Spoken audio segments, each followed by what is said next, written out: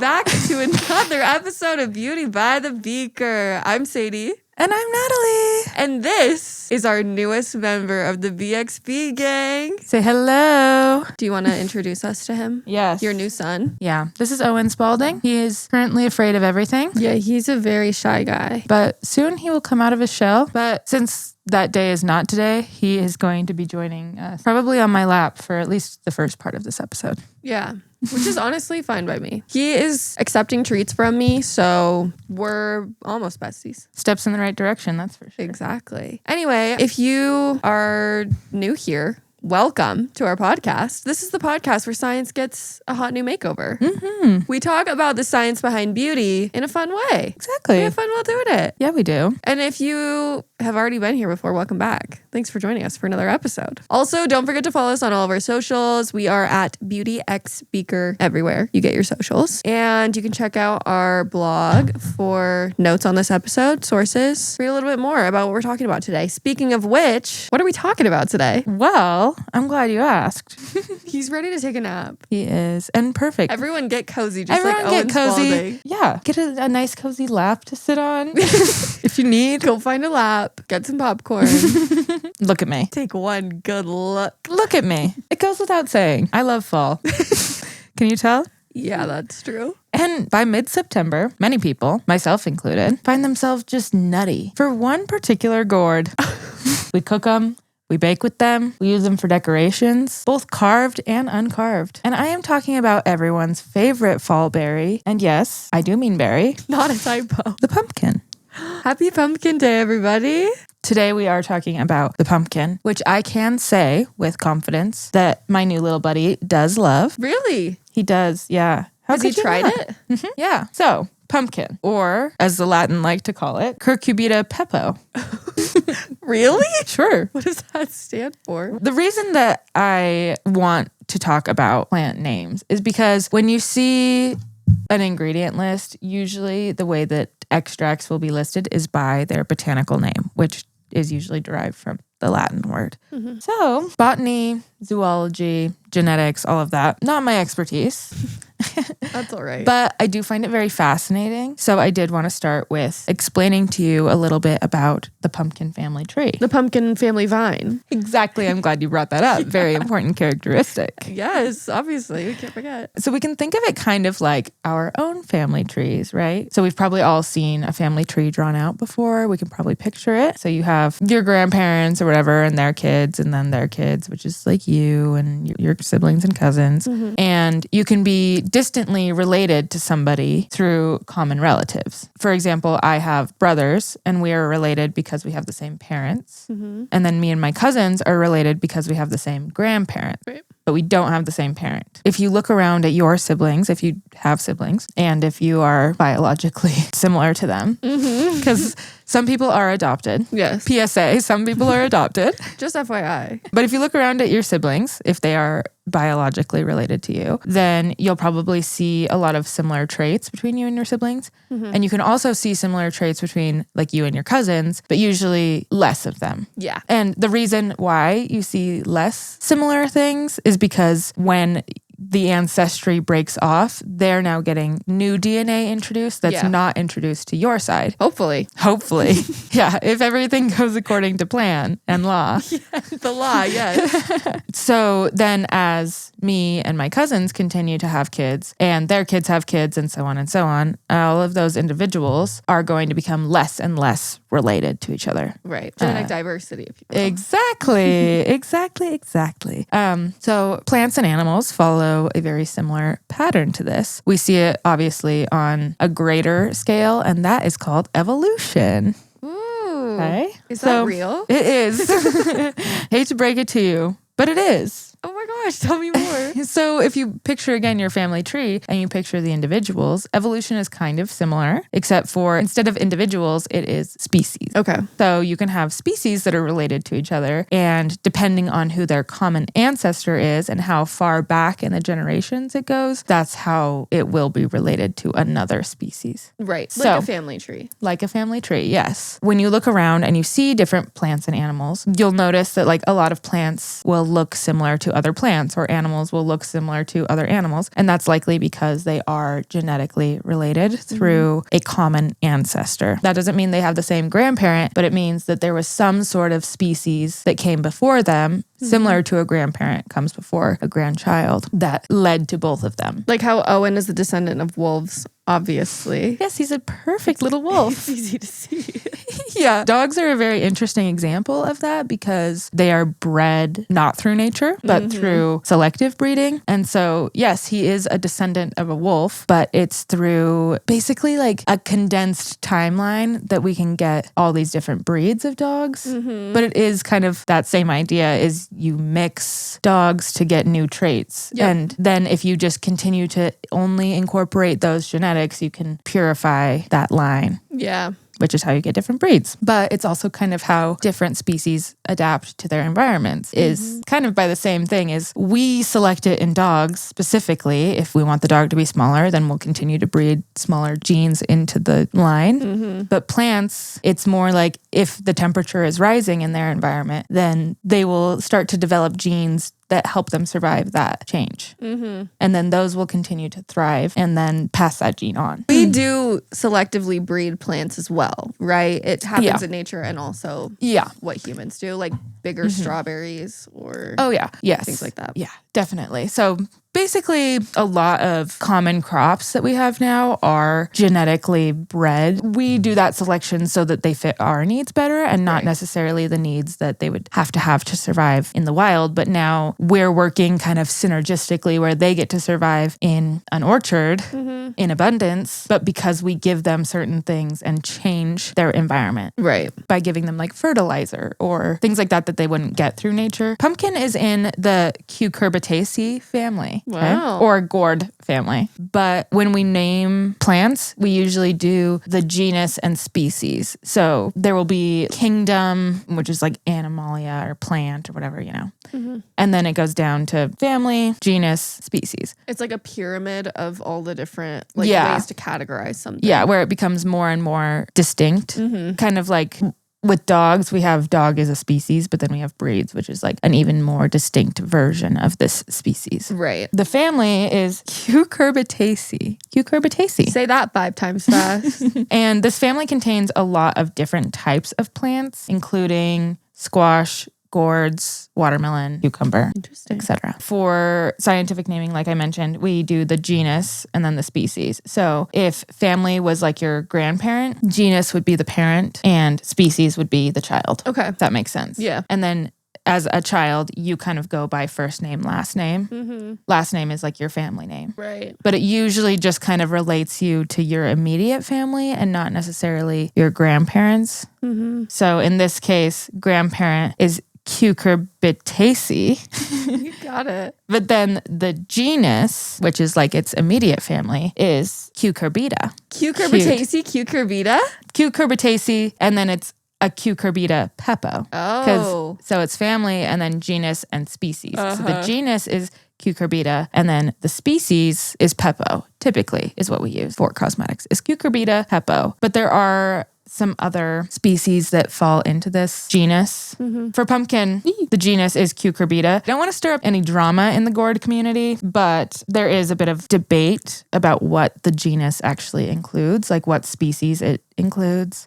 But mainly what it means to be a cucurbite is that they produce yellow or orange flowers. One plant produces both female and male flowers, which is not the case for all plants.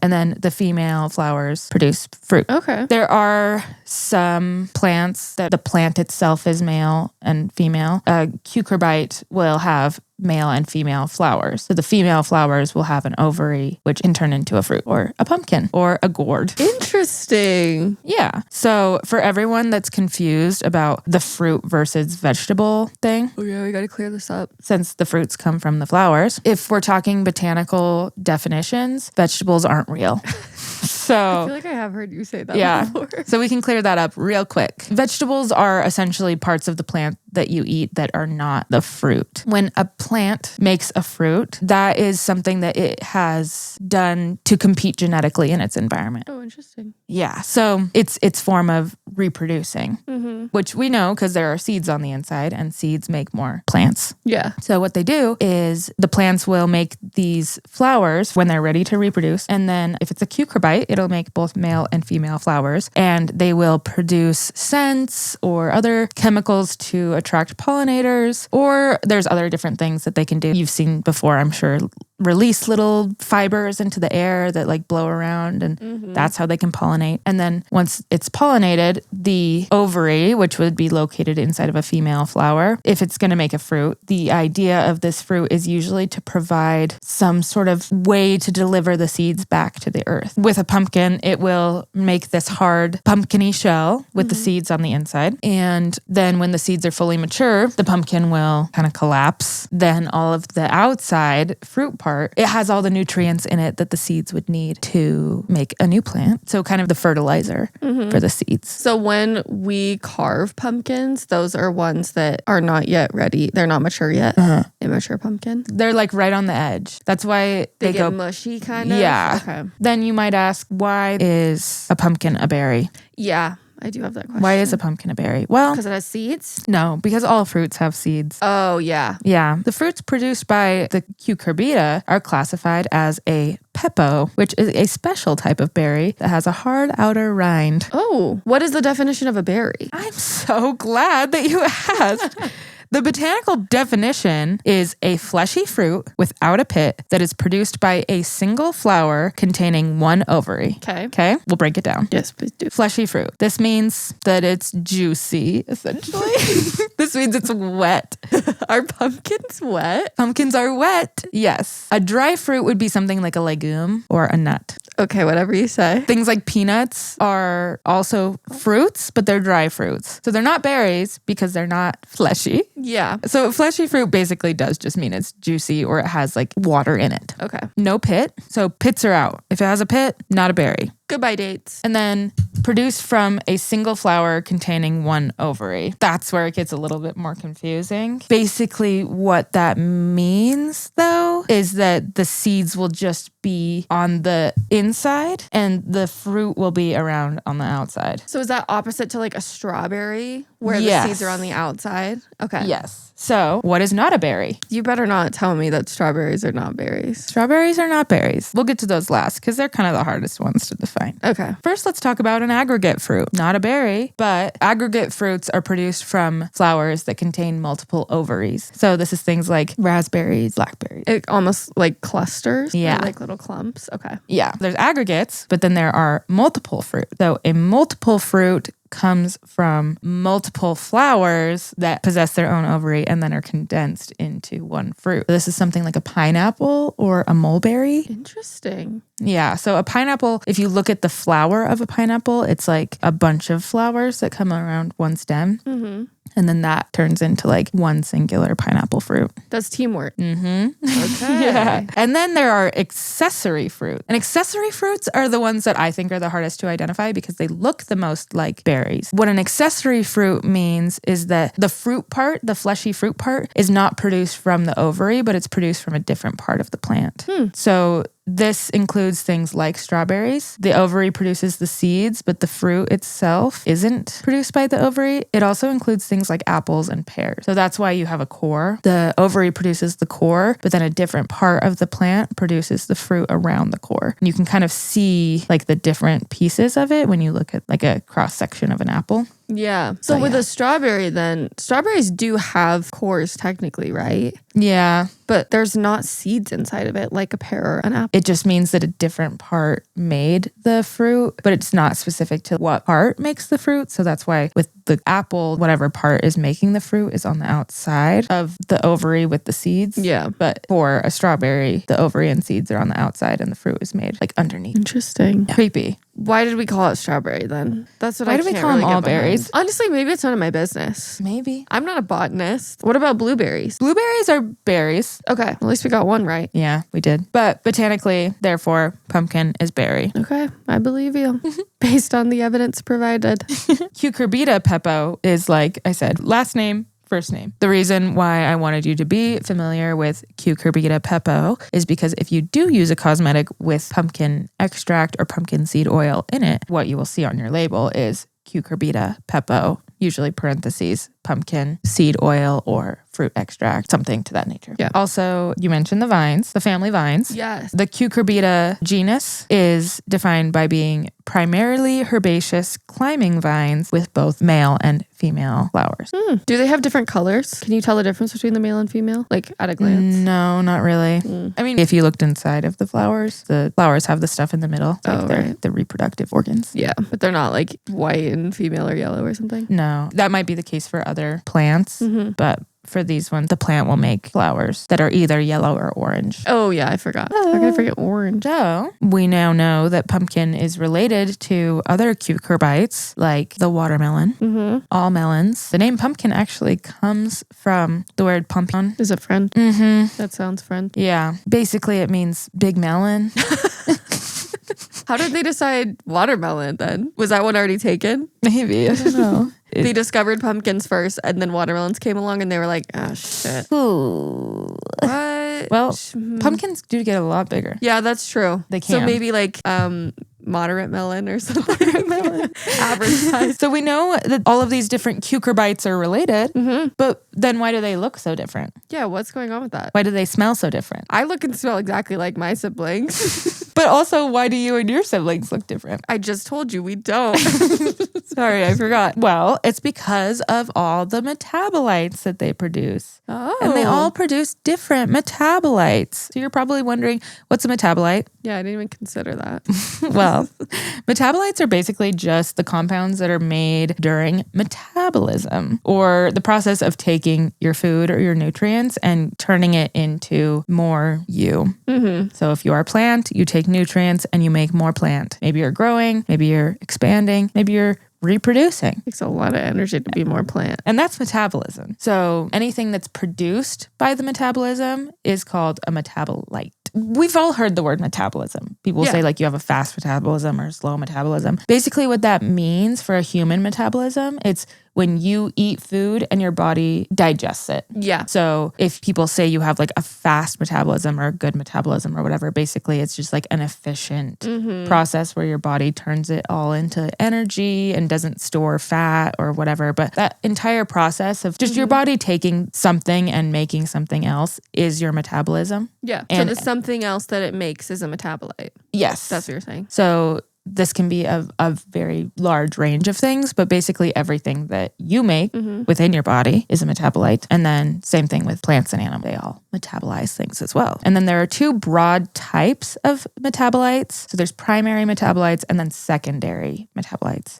Primary metabolites are all the things that are essential for proper growth and reproduction. Okay. They are mostly going to be like your macromolecules. So things like fats, carbohydrates, and protein. Okay. So the big guns, the things you really yeah, but they can also include smaller amino acids, which if you don't know, an amino acid is basically the building blocks of a protein, nucleotides, which are used in DNA, and vitamins. Those can all be part of primary metabolites if they are essential for growth and reproduction. Okay. Then you also have secondary metabolites. So these are all of the additional things that are basically produced to help an organism specialize in its environment. As we know, there is a lot of intense ecological factors in the world. Yeah. You know, there's heat, there's cold, and essentially the primary metabolites are the things that would keep it alive if no other factors were present. Right. The secondary metabolites are the ones that help plants survive in like real life complex ecosystems. Okay. So they still need the secondary. Yeah. It's not optional, but Yes. Yeah.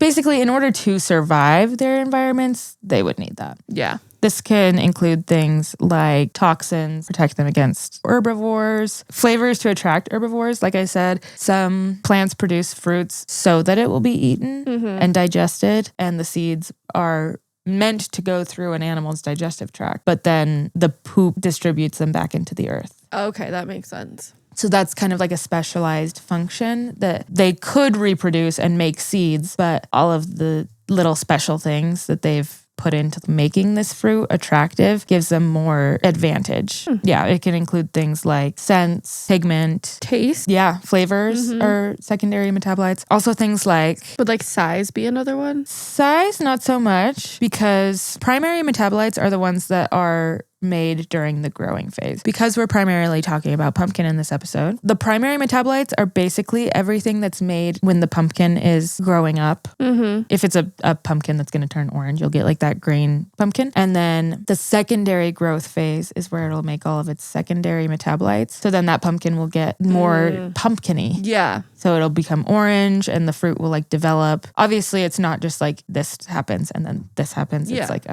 but a pumpkin has to sit outside in the sun all day. You don't really think about that, do you? Are they wearing SPF? Well, I'm glad you asked. Because we would probably not do well sitting outside in the sun all day. Yeah. But a pumpkin does just fine. Yeah. And that's because it produces secondary metabolites that help with UV protection. Interesting. Yeah. So that is a perfect example of a secondary metabolite. It needs to be able to sit out in the sun all day. So it produces these metabolites, so that it can do that. Like I mentioned with food, if you've tracked macros before, you might have a better understanding of these metabolites a little bit, but the primary metabolites are more like your macronutrients a little bit. And if you have tracked calories, you know not all macros are equal. Yeah. You can have something that's high in carbohydrates, but not have a lot of nutritional value. The secondary metabolites are what is going to give you more of that nutrition behind just the building blocks. Interesting. Yeah. 2 food items could have the same macro breakdown, but one of them could be more nutrient dense due to different secondary metabolites. But secondary metabolites can be beneficial for more than just nutrition. Plants make a bunch of different types of metabolites to be able to survive their environments. So, like I mentioned, these environments are more harsh than our human environments. They have to worry about things like predators, pollution, stress, sickness. Are plants getting stressed? Plants do get stressed, yeah. Poor plant. If they're used to being in some sort of environment and their environment changes, like if we have a cold front when we're not expecting that, that does stress out a plant. So they have to produce metabolites that help combat that stress and help them continue to grow and I'm survive. just like a plant for real. I know you are. Also, keep them safe from things like the sun, as we mentioned, UV protection, stress, sickness, Bugs? infections. Yeah. They have to be able to fight off infection. And they're just out in the elements all the time. Yeah. So they need these tools. So they produce secondary metabolites. But we, as humans, we have taken advantage of these secondary metabolites for a very, very long time. And we can thank secondary metabolites for a lot of things like plant medicine. Yeah. So collectively, we refer to these beneficial plant molecules as phytochemicals. So phyto, the prefix, means plant. So phytochemicals are just plant chemicals. I can't believe they have chemicals. I know. And they make them themselves. Phytochemicals are 1000% natural. Oh my God. A natural chemical, you're telling me? I'm telling you. Yeah. That's crazy. Yeah. So we have been utilizing phytochemicals for a lot of things. Obviously, we do use them for nutrition. We know that plants carry certain nutritional things that can be good for us. If we don't have enough vitamin C, we'll get scurvy or whatever. So we can use that to cure certain ailments, which we have learned over time. Or preventatively. Yes, exactly. And pumpkin is gaining popularity in skincare, but it's definitely not new. In fact, pumpkin is one of the oldest domesticated plant species. Really? Yes, there's evidence of pumpkin dating all the way back to 7000 BC in Mexico. That's old. Yeah, pretty old. And part of the reason that they have stuck around for such a long time is because we really like all of those phytochemicals that they make, and they make a lot of them. Yeah. Yeah. And we can use basically every part of the plant. So pumpkins, we do use a lot of them. And they're so fun to carve. They're so fun to carve. I actually hate carving pumpkins. Yeah. Well, why? It's so messy. It's so Messy? fleshy. It is fleshy. That's because it's a berry. Yeah. I don't know. I much prefer to paint a pumpkin than carve it. It's just a lot of work. That's fair. So pumpkin and all of pumpkin's byproducts contain a very wide range of phytochemicals, including carotenoids, polyphenols, tocopherols, vitamins, minerals, dietary fibers, and we have found that these chemicals are useful for their antimicrobial, anti-inflammatory, and antioxidant properties. That's a lot. It is a lot. We talked a little bit in the sunscreen episode about oxidation, and it's going to be a big repetitive topic on this podcast because oxidation is it's a very broad, I don't know. Oxidation is kind of like saying crime. Yeah. Like it's happening. Yeah. So just all over everywhere all just the time. all over. Yeah. And like there are things that we do to stop it, but like it's just kind of always going to be happening. And it's what causes aging. Yeah, it causes like all of the undesirable quote unquote things that you'd use cosmetics to combat. Exactly. So it's like a very big recurring topic. Yes. So we are going to be talking about it a lot. But should we give a refresher in case people don't remember? Yeah, because we're all the way into a new month. We'll give a little refresher. But essentially, oxidation is when you get these reactive molecules in your body that are missing one electron. And they really, really want to have all of their electrons, but they're missing one. And so they want to go grab it from something else. And when they do that, it causes cell damage. They take it and it kind of breaks down a different cell because they just kind of steal it. They're ripping it away. Yeah. Violently. So then you might be asking, what is an antioxidant? Yeah, what could it be? What is an antioxidant? Well, it's things that help to neutralize the reactive oxygen species. They usually work by donating something to it. Essentially, they give that electron so that it doesn't have to come from your cells. So an antioxidant is going to be something that readily gives up an electron. I don't know why. The first thing that came into my mind is, like, I think it's in the Kissing Booth movie where like two guys are about to get in a fight and then the girl gets in between them and she's like, this isn't like you. That's like the antioxidant. Where it's like, no. It's okay. No, it's okay. I have a spare. Look at me. I have a spare electron. You can have my electron. Yeah, don't worry. You don't need to do this. Don't be drastic, please. Exactly. So sometimes it'll be just donating an electron. Sometimes it's a hydrogen. Still, that's a simplification, but yeah. Like the antioxidant's okay with helping to calm that reactive species down. Exactly. So pumpkin has a lot of antioxidant phytochemicals in it. We have evidence of Native Americans using pumpkin for quite a few things, but for skincare, they used it as a burn remedy. The thing that's kind of interesting about pumpkin is that it has been around for such a long time and it's a very, very it's a cash crop. Right. So a lot of it is made. Do you want to guess what country grows the most pumpkins? What country grows the most pumpkin? What's their like ideal environment? Humid? Well, they're native to Mexico area. I don't know why. I feel like Peru or like some sort of South American country. That's a good guess because that is kind of where they're native to, like Central America. I mean, Peru's is it a European country? No. Australia? Japan? Wrong. I don't know. Russia? Closer. Russia's like in the top 5. Who's the top one? The Czech Republic. Not the US. China. Oh, yeah. The biggest country ever. Yeah. They make a lot of them. Really? Yeah. And it was used in traditional Chinese medicine as well. Oh, that makes sense. Duh. Probably when it was brought over. I guess every country other than China. Oh. Yeah. That's cool. Yep. Czech Republic. An idiot. So yeah, although it is a largely used crop, it's not one that has been studied as extensively as maybe some others, although it has been used for a very, very long time. Like I mentioned, it was used in Native American cultures as a burn remedy.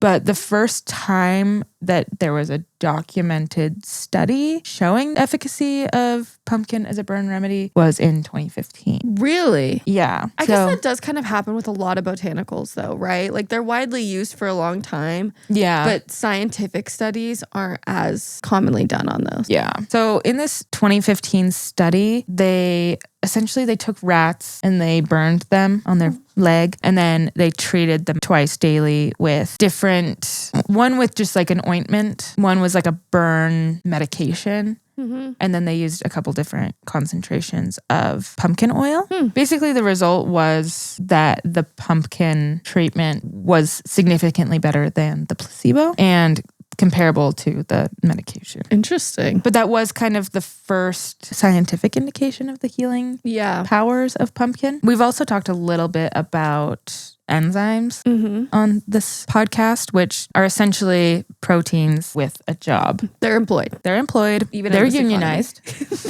We kind of mentioned pumpkin, that when it gets to the end of its life, it breaks down. The reason why it does that is because as the seeds reach maturity, the pumpkin will produce a bunch of secondary metabolites, or these enzymes, proteases, which a protease is a type of enzyme that basically just breaks the pumpkin down. So it results in rapid self-degradation of the pumpkin to provide a fertile environment for the seeds to develop in. So if you've ever seen a pumpkin come to maturity, it does so, and it's a very firm gourd berry. Gorgeous gourd. And then it'll like kind of just implode. Yeah. And it's because it rapidly creates all of these enzymes that just start snipping up everything. It's like Wreck-It Ralphing itself. Yeah, seriously, it is. And it's just making like pumpkin soup for the seeds to live in. Interesting. Yeah, so the plant itself makes these enzymes to trigger the fruit rotting, essentially. Because that's just a better environment. Is it like fertilizer almost? Yeah. For the seeds? Okay, interesting. Yeah, because pumpkin, like I said, it's very nutrient dense. There's a lot of really great stuff in there, and the pumpkin wants it for itself and for its seeds and for its children. Okay. You're sitting on my porch. Can you at least look nice for a little longer? I removed the seeds. Seriously. There's nothing here for you. You dumb pumpkin. But one of pumpkin's most famous features is that it has a lot of AHAs in it, alpha hydroxy acids. Yeah. Also a secondary metabolite. It can help break down the pumpkin. A lot of the use of it in cosmetics is for that high AHA concentration or high acid concentration. They're like exfoliant. Yeah. So they help with like cell turnover. There are AHAs and then also BHAs, which are beta hydroxy acids. I think those ones are stronger than AHAs generally. That's like salicylic acid. You'll hear of things like a pumpkin peel. Yeah. Pumpkin makes a bunch of these enzymes as well that digest the bonds in protein and break it down into peptides and then amino acids. I didn't actually mention that. There's a lot being built. I didn't mention the peptide stuff. You will hear proteins, peptides, amino acids. That is their family tree. Right. The enzymes that are found in pumpkin will break down proteins into peptides and then into amino acids. When topically applied, proteases will also digest dead skin cells the same way. So it can break down your dead skin cells and help to remove them. Yeah. Basically just kind of cuts all of the bonds that the dead skin has with your current skin. That's like the cell turnover that we mentioned earlier. Yeah. A lot of the time that is the benefit that people are after with pumpkin is its exfoliating properties. But like I mentioned, pumpkins have to sit in the sun all day. So they also help a lot with photoaging and UV damage because they produce a lot of antioxidants for those things. So like you could apply it after you get a sunburn and it would be beneficial? It would be beneficial because burns cause oxidation. Applying the pumpkin would help reverse the oxidation stress that your body's antioxidant. Exactly. Yeah. I don't think I've ever seen it in like a sunburn cream or something. Be interesting. Yeah. A lot of the research that is being done on pumpkin now is due to a lot of waste in the food processing. And since it is such a largely produced crop, there is a lot of waste that comes from it. Yeah. So being able to extract some of these chemicals from that waste is a more sustainable use of it, I guess. It's just like recycling food that would go in the trash anyway. Yeah. And use it for cosmetics. It's actually called upcycling. Upcycling, yes. Upcycling. So upcycling is common in cosmetics.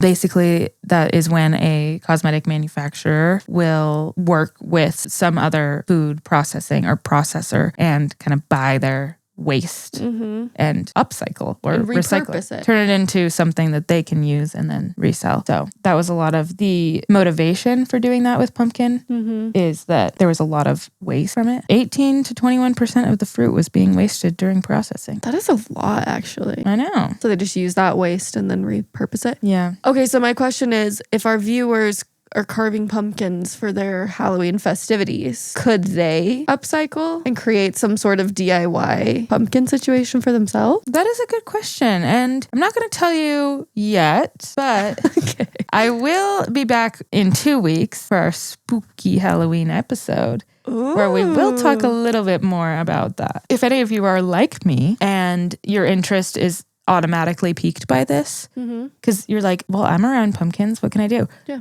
Are you like me? I put pumpkin directly on my face. Ooh, shouts out. Ooh. I did this so that you don't have to. All pumpkined up. Yeah, I will explain more in the potions episode because I do want to look into the safety of it a little bit more because funny enough, my thought process was I was reading about this and I was thinking, oh yeah, pumpkins have a lot of enzymes in them that break down skin and kind of like the acids, the AHA, you know? And to me, that resonates because personally, when I carve pumpkins, my skin kind of stings a little bit. Yeah. Another reason I don't like it. It kind of gets like a little bit irritated. Yeah. And so then I was like, oh, okay. Yeah. So probably because of the phytochemicals in it. Yeah. And so then obviously I'm like, okay, I'm going to put this directly on my face. Step two. And while I was doing that, I did think to myself, Sadie would never. And Sadie would be mad at me, probably. Like, why are you I would at least patch test first, my God. That's exactly what I thought. She'd be like, why are you putting this directly all over your face? Yes. Step 2. But also, step 1, put it on your face, is the way that you do things. That is the way that I do things. So I'm not surprised at all. Was it just like canned pumpkin puree? Yeah, that is what I use. I do want to try it with fresh pumpkin. Yeah, like if you blended it up or something. Yeah. So next time I carve a pumpkin, that's why I kind of want to wait to talk about it a little bit. Why I want to wait to give you all the deep dives because I have more experimenting to do. My interest was definitely piqued by pumpkin because there's a lot of, like we mentioned, antioxidant activity, but also theoretically, it's supposed to help a lot with hyperpigmentation. There was a study done that shows that it can affect melanosome transfer. So melanocytes make melanin. Melanin is what gives your skin pigment, and hair. Yes. Usually when you're younger, you have a more even skin tone. But then as you get older, your cells can kind of start acting up a little bit and certain areas will produce extra melanin. And that's what results in sunspots for people or uneven pigmentation. Or like freckles too. Freckles, yeah. Yeah. And yeah, a lot of it's because of UV damage to cells that you can get that hyperpigmentation. This can help with that because of the antioxidant benefits. And there was a study done. They talked about pumpkin seed oil as a makeup remover. I mean, couldn't that just be any oil, really? It doesn't have to be specifically pumpkin seed, but not necessarily. Maybe it has benefits. But they said that they added 5 to 15% pumpkin seed oil to a makeup oil remover. And it removed more makeup. Who knows? The only thought process behind that is that all oils have different polarities, which gives them different attraction to different things, like dissolves. Like a lot of makeup is oil based. So it could be that pumpkin just has a very similar polarity to makeup and kind of helps dissolve it and remove it. True. I don't know. But again, all I can think about is the cost. Yeah. I just can't see. I mean, maybe it's not that expensive. Yeah. And if pumpkin is such a largely grown crop, it might not be a very expensive one. I haven't worked with it really, so I'm not sure what the price is. But yeah, I agree. It's not something I've used very frequently, but I don't know. Do you think that people would benefit by looking for cosmetics with pumpkin oil or extract in it? Yeah. The problem with any botanical extract are that when you are looking for products, you don't really know how much is in there. I know my esthetician that I used to go to is offering pumpkin facials, and I thought it was just a marketing thing, but it sounds like it could be beneficial. Yeah. No, pumpkin facials are very common, especially during this time of year. Pumpkin is pretty common. It looks like I just looked up pumpkin cosmetic products. There are a lot of options. Yeah. But it's hard to tell if they are pumpkin scented or if they actually have pumpkin in them. Yeah. The other thing that people use pumpkin for is theoretically acne treatment. Oh, really? Yeah. Because it has like an exfoliating cleansing property. The AHAs are good for acne, yeah. Did you notice benefits from using pumpkin? I did, yeah. Really? And I don't know if I was just being... Oh, yeah. I feel like it's maybe just a little bit brighter and more even. Your face looks more red on the left. Yeah. Eyes look kind of crazy. I know. Like, I did notice even just my forehead. Yeah. Let me zoom in on these a little bit. Oh, like kind of a noticeable wrinkle reduction on my forehead. Like skin tightening and kind of a more even pigmentation. I was kind of surprised. Yeah. So how long did you leave it on? I left it on for like 10 minutes. Huh. Yeah. And that was directly after you'd washed it off, the photo. Yeah. Yeah, I feel like there is a noticeable difference.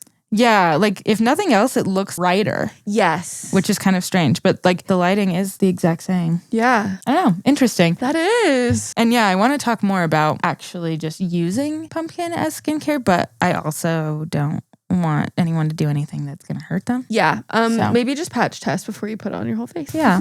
I will say I put canned pumpkin puree on my face and survived. Yeah. But if you're doing anything and it's hurting you, I mean, yeah. I am under the impression that pumpkin is probably not going to be, it's not vinegar. It's not, Yeah. you know, it's not lead. Yeah. It's mild. It probably won't give you an imperceptible blister. Probably not. I'm not here encouraging you to do it yet. Yeah, we'll but see. in 2 weeks I might be. Yeah. Who knows? It's hard to say. Hard to say. Another thing pumpkin is really good for, not cosmetic related, but it's really good for dogs. Pumpkin is great for dogs. Especially for like firming up their stool. Yeah. Yeah, he loves pumpkin. My dog also loves pumpkin. Yeah, because I put pumpkin on my face, I had pumpkin to give to this guy. Yeah. I kind of did mention this already, but every single part of the pumpkin is edible. Stem, Really? leaves, flowers, fruit. Have you tried the stem before? No, I haven't. But in like South America, the flowers are fried often. Interesting. Yeah, eating the flowers is very common, I think. The stem is a little spiky. I wonder Yeah. if maybe you could remove the outside of it and Yeah. make the inside of the stem. Who knows? That's fascinating. Beta carotene, obviously, Mm-hmm. turns into vitamin A, which is good for your skin and eyes. Yeah, I was just gonna say, is it similar to carrots in that it can help Yes. improve your eyesight? Yeah, the same Oh, yeah. phytochemical or secondary metabolite that makes carrots orange is what makes pumpkins orange. That's beta carotene, Mhm. right?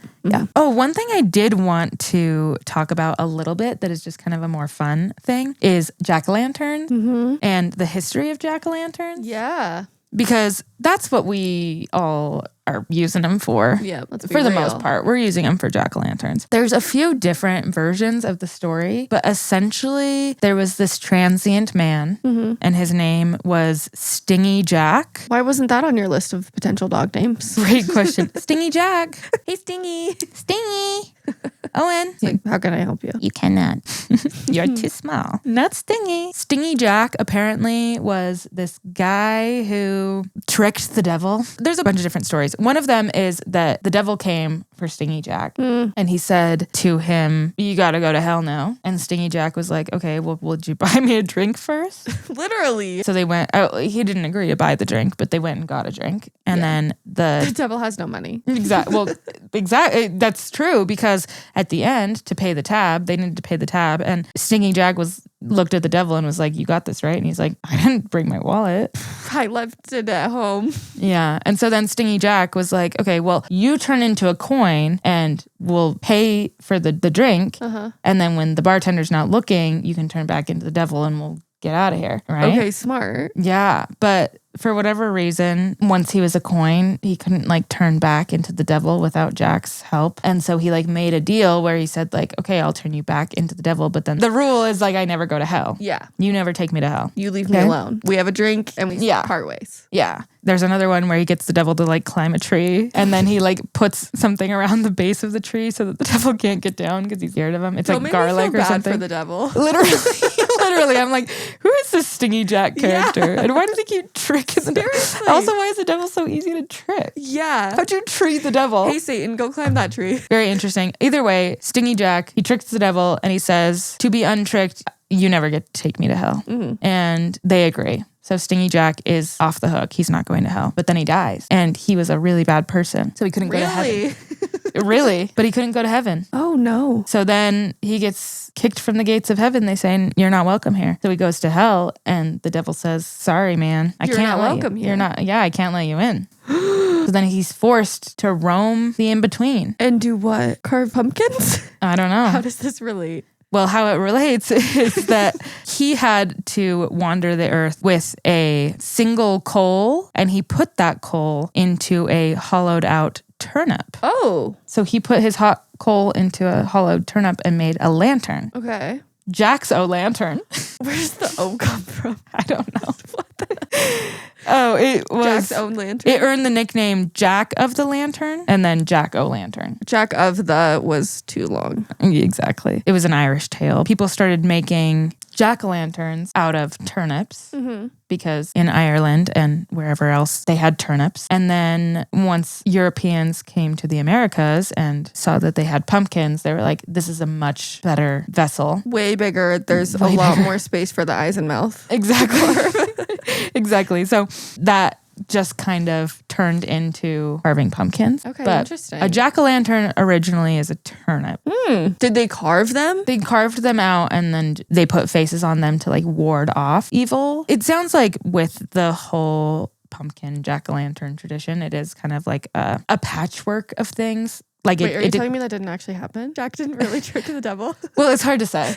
It's hard to say. I wasn't there. Because there's so many different versions. I'm not Irish too. Yeah. If you're Irish, let us know. But it's kind of a patchwork of things. They didn't have pumpkins. So like that part of the jack-o'-lantern obviously came in later. Yeah. The face part, it's not all from the same thing. Yeah. So it's a collection of tales. So yeah, I don't know when the faces were introduced, but I was taught at one point that it was to ward off evil. Maybe to ward off Jack. Maybe. Stingy Jack. Well, 2 billion pounds of pumpkins are grown every year in the U.S. The state of Illinois, though, grows the most pumpkins in the country. Really? 12,000 acres of pumpkins each year. What's Illinois doing with all those pumpkins? What do you need those for? What is the size of the biggest pumpkin ever grown? The current record for the world's heaviest pumpkin, do you want to guess? Yeah, it's got to be in the thousands of pounds.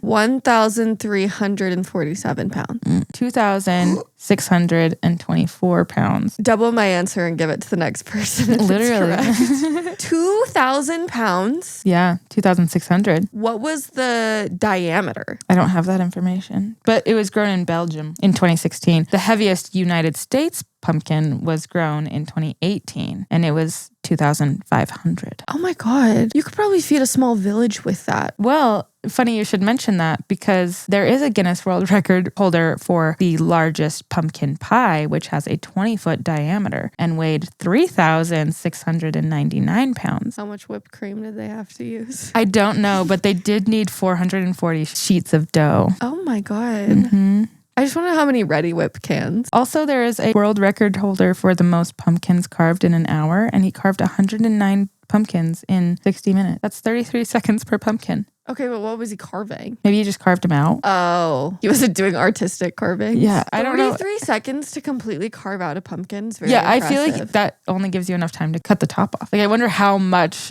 he actually had to do.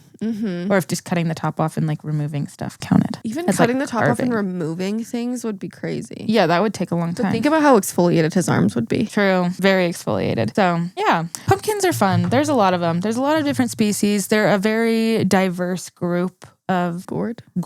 Yeah. They're one of the most diverse in color, size, texture. And where they're so closely related to the melon, it's no surprise they're so diverse. It really isn't. Maybe that's about all I have for you then. Oh my gosh. Well, that was really interesting to learn about. I'm going to go look for a pumpkin face mask or something. Yeah, you should. Or a pumpkin seed oil cream. Yeah. I am not going to be giving any suggestions for pumpkin products on this episode, but I do suggest looking into them. Just when you do, make sure pumpkin's up there. And when this episode comes out, I'm going to have on our Instagram story, I want to hear if you guys have ever used anything with pumpkin in it. Yeah. So make sure to check out our Instagram account. It's at BeautyXBeaker. Come learn more about pumpkins and yes, please give us some feedback on whether or not you've used products with pumpkin. Yeah. And feel free to follow us personally, NatBXB. I'm Sadie BXB. And go to our website for show notes. Yeah. You also have done some fun pumpkin carvings. I think we should add that to the blog post. Oh, yeah. Owen's predecessor was carved. Previous version of that dog. Yeah.